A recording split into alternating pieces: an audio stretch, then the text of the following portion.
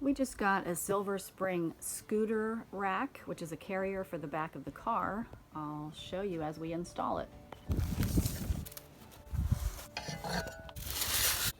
This is aluminum, but it's still very sturdy. The ramp is tucked away and it does slide out very smoothly. Here are the two aluminum hinges, and this is the main frame for the carrier. Here is everything uncrated from the two boxes it arrived in. Turn this upside down to bolt on the hinges. Put the center column in place. Install these roller screws and the set pin.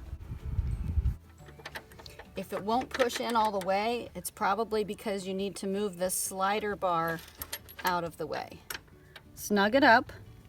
Put the other two on the other side the same way. And the fourth one. Put the safety gates on both ends using this plain pin.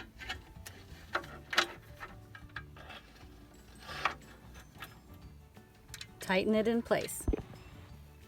There's a safety gate for the front and the back. Now we'll need to turn it over to assemble the rest, and it is pretty heavy. We'll lower it onto some blocks. This plate needs lifted.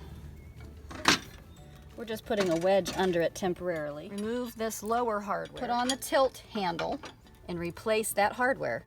Move this slider over until it's completely aligned with this peg. Just tap it over.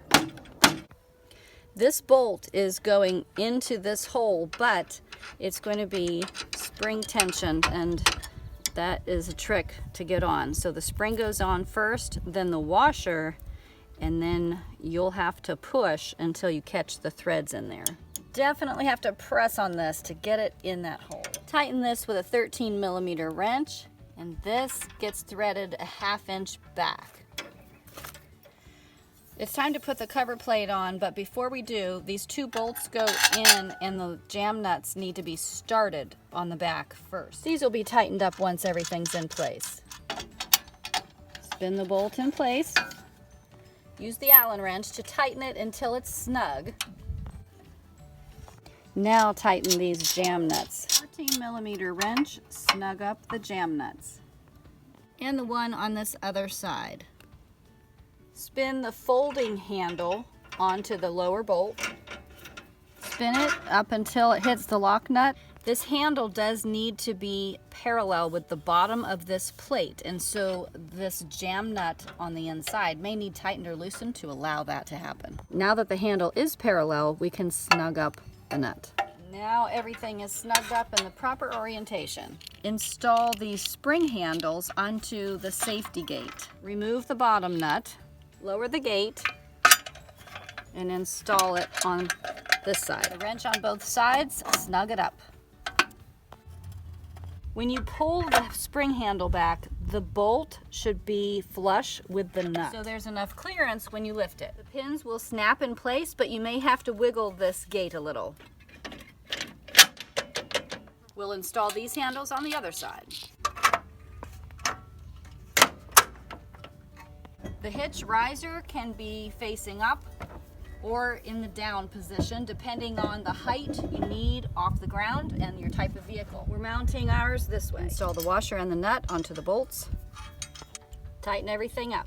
This is a leveler bolt, so we're going to put it on after the carrier has been attached to the back of the car. I want 2 people to put this into place.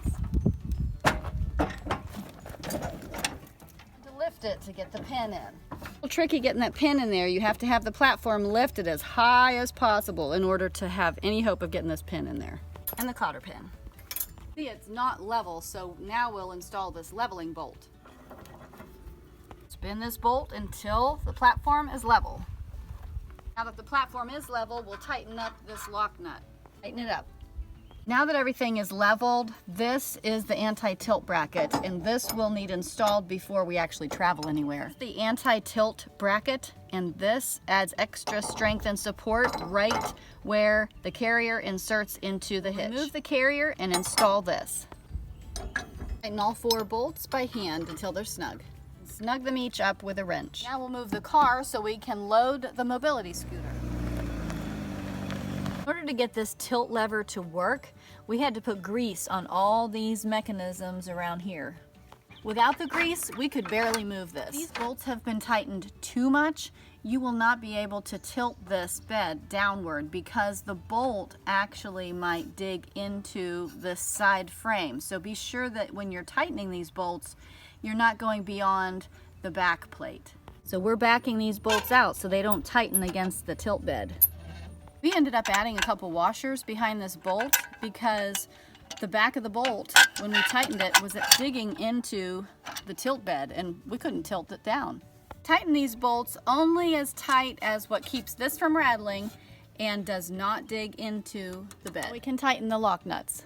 This handle should pull out to allow you to lift the entire platform up out of the way, but if it's not pulling out, I'll show you why.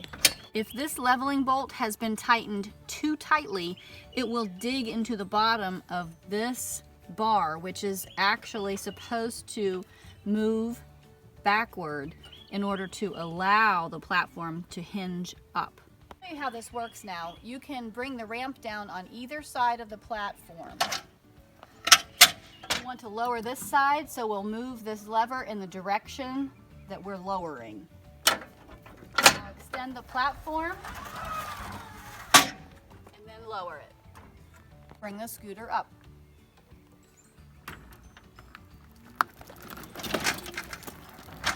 We'll lock it.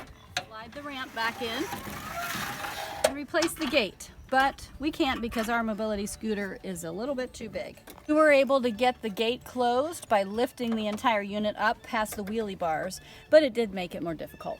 All the specs for this trailer matched this scooter, but now that we have it on here, I do not feel comfortable with this going on the road.